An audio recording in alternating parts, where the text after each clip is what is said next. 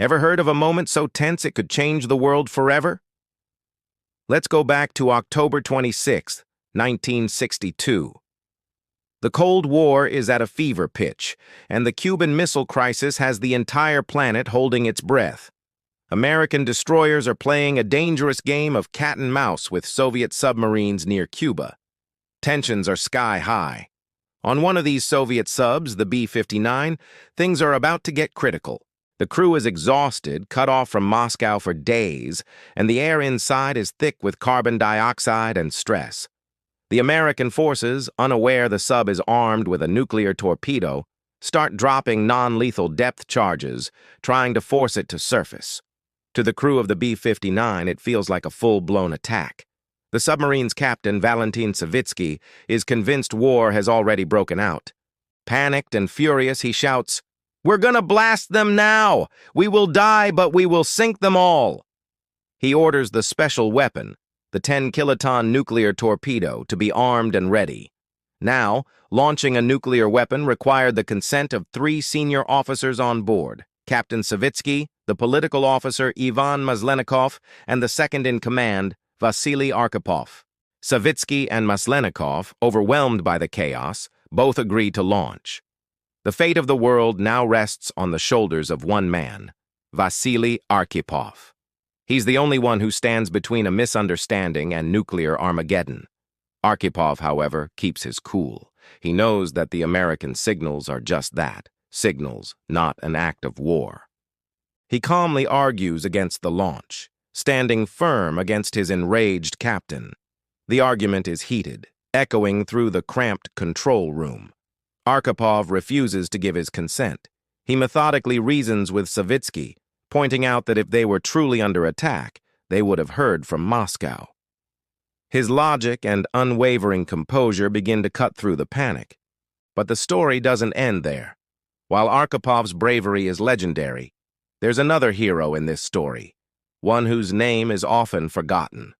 Meet Elena, a young radio operator working at a Soviet Naval Communications Center. She's just a radio girl, tasked with relaying messages. On that same day, an urgent top-secret message from Moscow arrives. It's a direct order for all submarine commanders to hold their fire and await further instructions. The problem? The B-59 isn't responding. Atmospheric conditions and the American blockade are making communication nearly impossible. Elena knows the stakes. Every second counts. Instead of just following standard procedure, she thinks outside the box. She remembers an old, almost forgotten emergency frequency, a long-shot channel that's rarely used.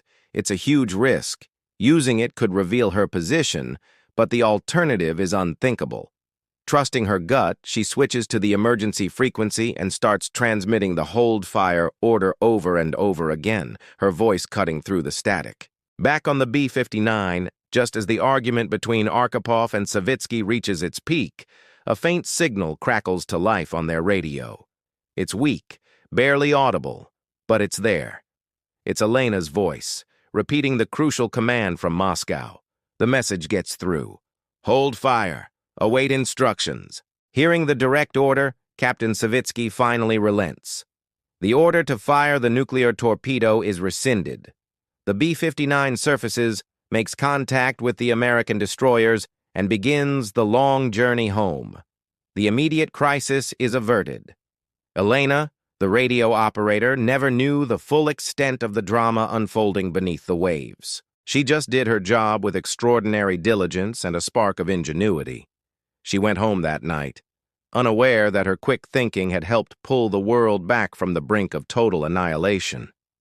So the next time you hear the story of the Cuban Missile Crisis, remember it wasn't just the leaders in Washington and Moscow who shaped the outcome. It was also heroes like Vasily Arkhipov, whose calm courage stood against the storm of panic, and unsung heroes like Elena, the radio girl whose voice broadcast on a wing and a prayer became the sound of peace in the world's most dangerous moment.